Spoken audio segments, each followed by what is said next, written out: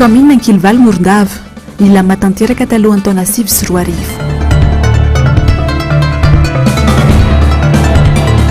Fifidianana 2024 inoko fa endriny vahoaka ka tsy anankirebirebena ho ny solombavambahoaka Roland Ratsiraka.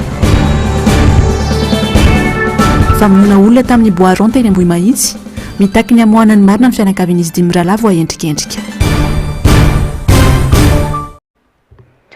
Zoma fa 4 ny volana aprily ny taona 2024 faly tafahoana aminao indray ny tenako anatin'ny fampahalalam-bavany MBS amin'ny ity takarivo ity.